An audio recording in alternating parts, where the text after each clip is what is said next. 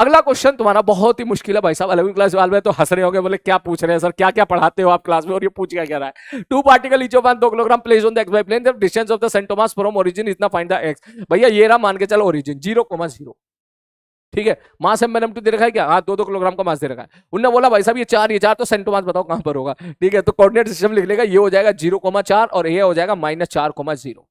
तो सेंटोमास हो जाएगा 8 सेंटोमास, या आराम आराम से लिख ले, x centre of mass will be M1x1 plus M2x2, M2 कितना है 2 बटे M1 प्लस M2, 2 दमा 2, 4 हो गया, 4 से 4 मार दिया, -2 आ गया। उसी प्रकार से बाई सेंटर ऑफ मास अगर आप निकालोगे तो सेंटोमास का यहां पर जाएगा, ठीक है। बाई सेंटोमास लिखोगे तो आप क्या लिखोगे सर, M1/1 2 गुणे में 4 प्लस 0 M2/2 बटे M1 प्लस M2, 2 जमा 2 बराबर 2। तो जो सेंटोमास आया है वो -2,2 पर आ गया, ठीक है। ये आपके सेंटोमास की लोकेशन आ गई है, और सेंटोमास की जो लोकेशन है वो कहीं यहां पर आ गई। उसने बोला इसकी डिस्टेंस बता दो ओरिजिन से कितनी होगी, तो answer will be 2√2। Distance formula लगाओगे, अभी आंसर नहीं आया, अभी आंसर नहीं आया, अभी तो 2√2 आंसर आया। उसने बोला 2√2 को 4√2 बाई एक्स के बराबर करो, तो जब एक्स के बराबर करोगे √2 कैंसिल आउट हो, तो एक्स बराबर क्या निकल के आ जाएगा 2।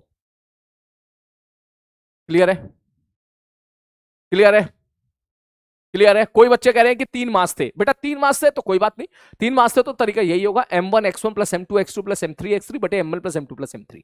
उसी प्रकार से जो है आप वाई कोऑर्डिनेट निकाल लीजिएगा, और उसके बाद पार्टिकल का लोकेशन, सेंटोमास का लोकेशन पता चल जाएगा, और ओरिजिन से डिस्टेंस पूछा है तो x1² plus x2² plus x1² plus y² plus z², that will be your answer. जैसे आपने सेंटोमास का कोऑर्डिनेट निकाला तो ओरिजिन से डिस्टेंस आप निकाल ही सकते हैं।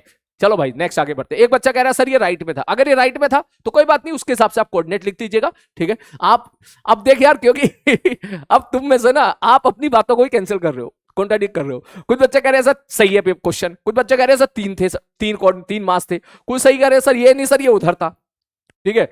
तो इसमें हो सकता है कि आप सारे सही कह रहे हो, मतलब अलग अलग पेपर में सवाल ही अलग अलग आ गया हो, ठीक है। पता नहीं भाई, और हो सकता है कि भाई साहब तुम सारे मजे ले रहे हो यहाँ पर। इन ऑल द केसेस मैंने यहाँ पर आपको कंसेप्ट समझा दिया है, क्लास नोट से आए हुए क्वेश्चन हैं, प्यार से होने वाले सवाल है।